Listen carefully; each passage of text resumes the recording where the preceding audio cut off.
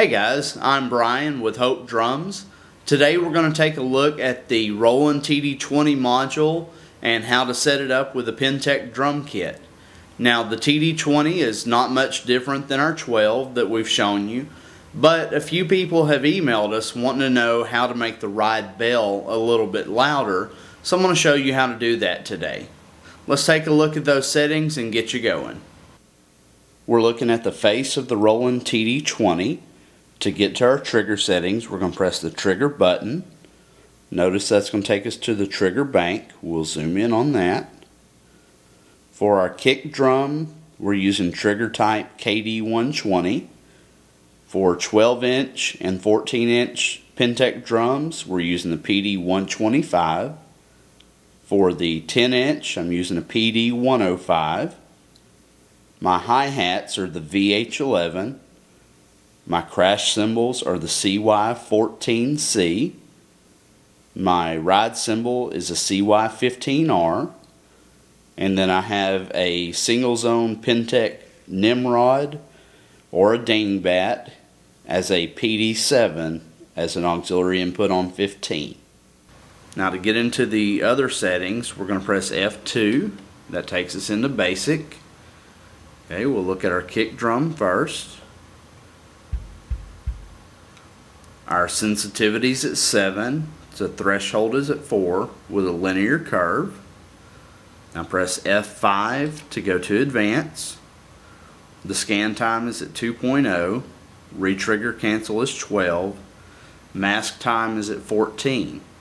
Now the kick drum is the only drum or only pad on my kit that I leave the mask time turned up. For my snare, my toms, all my cymbals, I set the mask time to 0 because that's originally designed to eliminate double triggering. That's one issue I generally don't have with my snare or my toms or cymbals. On the kick drum, if you're having double triggering issues, the more you increase the mask time, the less likely you are to have double triggering problems. Okay, let's hit exit. It's going to take us back to the basic. Next drum is our snare. The sensitivity is at 7, threshold 2, it's a linear curve. Pressing F5 for advance. The scan time is 2.0, retrigger cancel is 4. Again, we're pressing exit. Now our next tom is going to be a 10-inch. It's a sensitivity of 6, threshold of 2, it's a linear curve. 2.0 on the scan time, 4 for retrigger cancel, and again the mask time is set at 0.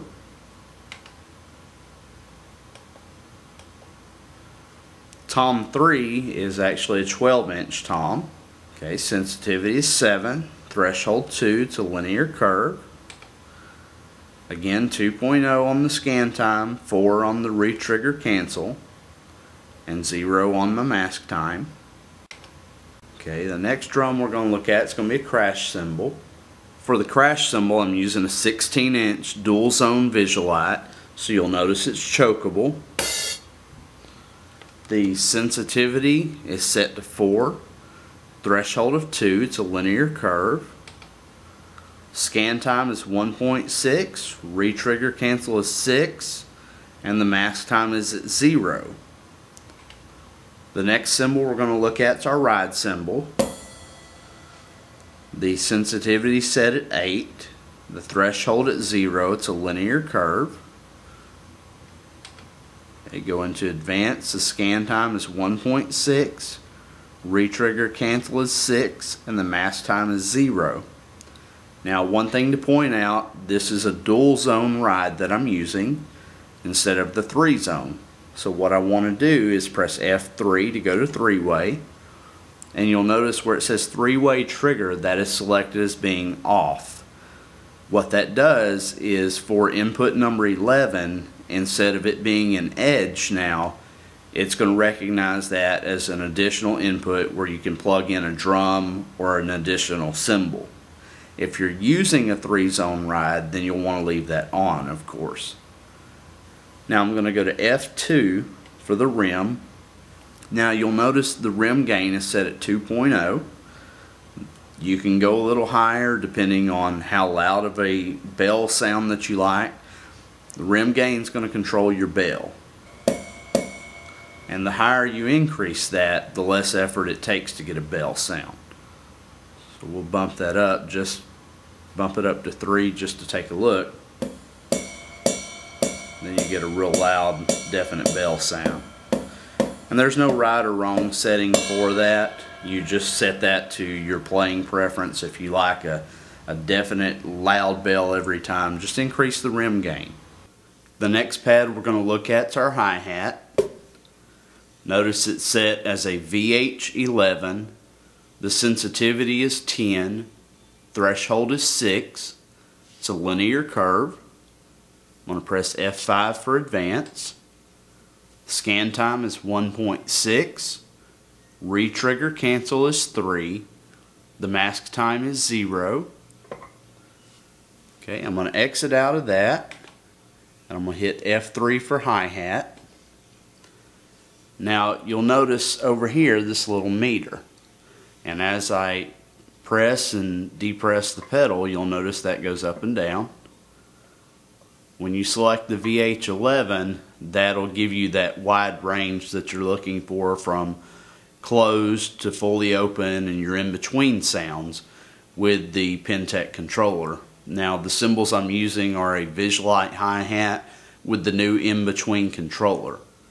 Now what I'm going to do is turn off my microphone so that you're not hearing the stick noise from the cymbal, so I can show you how the variance in the sound when I open and close the hi-hat sounds like.